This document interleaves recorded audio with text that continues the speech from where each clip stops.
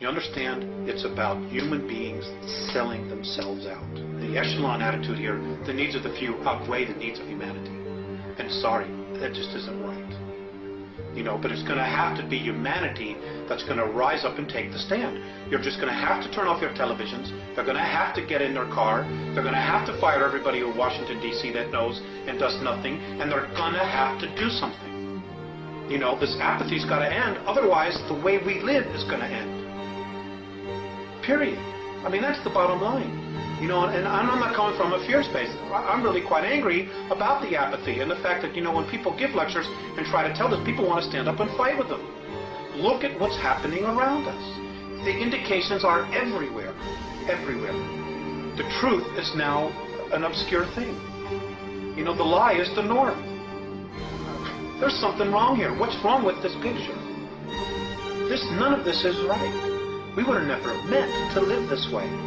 Instead of raising the consciousness that we have, they would rather just destroy the United States, or destroy our standard of living so that we're comparable to everybody else. So now everywhere is a third world nation.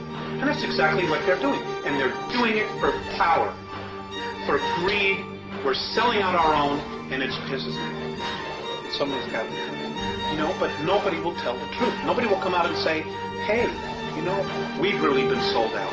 That there are forces within our government, like what Kennedy tried to do, that just flat out want to destroy the United States. Because look at where we are. Look at us right now as a civilization, as a society. Okay? The cities and the culture that we're living in now has totally cut us off from the land, from what our real essence is, which is nature. And, we're starting to feed off each other now. It's like so bizarre. And I think enough of us, more of us, really need to start taking the perspective that what we're doing here isn't right. We need to get in touch with what's out there. What makes me be here? As opposed to going home after work, turning on TV, watching 3 hours of television, going to bed, getting up the next morning, going to work, and doing the same thing over and over and over and over again, like robots.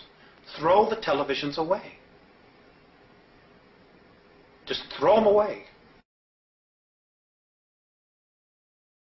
You talk about freedom. I see you assert your right to tap my telephone, to arrest me and hold me without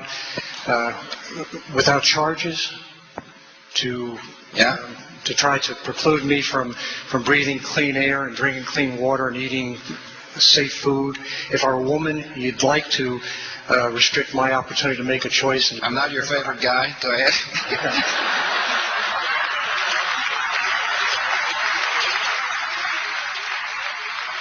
I have never felt more ashamed of nor more frightened by my leadership in Washington, including the presidency, by the Senate and... Let her speak. Yeah. And I would hope, I feel like, despite your rhetoric, that compassion and common sense have been left far behind during your administration.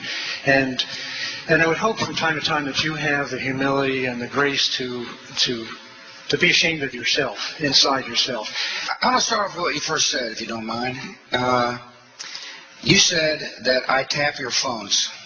I'm not going to apologize for what I did on the terrorist surveillance program. If we're at war, we ought to be using tools necessary within the Constitution on a very limited basis, a program that's reviewed constantly to protect us. Now, you and I have a different of agreement on what is needed to be protected, but you said, would I apologize for that? The answer is absolutely.